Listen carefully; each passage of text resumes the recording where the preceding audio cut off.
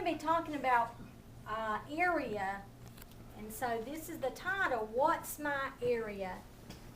When we're talking about areas, we see here we have length times the width, and that's why it's so important when we were learning multiplication, because now we're going to apply that multiplication in order to do area. So our formula for length, we would say L. L stands for length.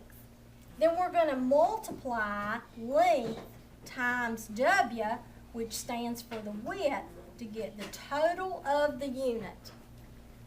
When we look at this, we can automatically say that we have square units inside. So one way we could do this, if we see the square units inside, is to count the units. So I'm going to count them. 1, 2, 3, 4, 5, 6, 7, 8, 9, 10, 11, 12, 13, 14, 15, 16, 17, 18, 19, 20. That already tells me how many square units that I would have. But sometimes when we're doing area, the square units are not inside, and that's why we've got to measure and be able to multiply. So in order to do that, my length would always be my longest part. So I count the square units in length. 1, 2, 3, 4, 5. That's my first factor that I would begin with. Then I'm going to count the width. 1, 2, 3, 4. So I would multiply the length times the width, which would equal the product, which would give me 20.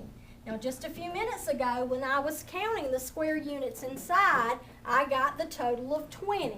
And that matches to my number sentence that tells me the length times the width is 5 times 4, which equals 20. Now, if I did not have the square units inside, I would have a measurement that would say, this is the length, and if we're doing inches, it would give us a little symbol for inches. And this was the width, it would give us a little symbol for inches. And we would know that we would have to multiply 4 times 5, so it's like an imaginary multiplication sign there in the corner, that would also give us 20.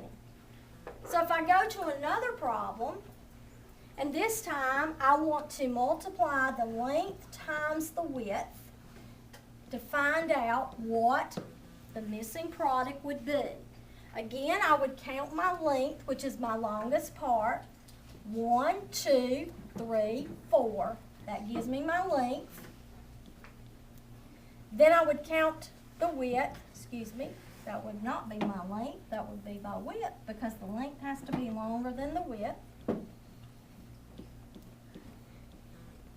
1, 2, 3, 4, 5, 6, 7. So my length would equal 7.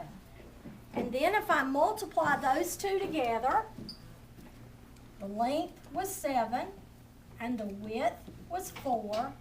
The area would be 28. Now I want to just double check on this one again. I have the square units inside. So if I count each square unit and I come up with 28, then I know that 28 was the area. Another way to represent square units is sometimes we'll see a U and a 2, kind of like YouTube. As we watch sometimes on TV, we hear YouTube. We can click on and find different things. But this is U2. That means unit squared. So whenever we see that symbol, that's what that means, that I multiplied the length times the width that gave me the product, which was the area of 28 units squared. We'll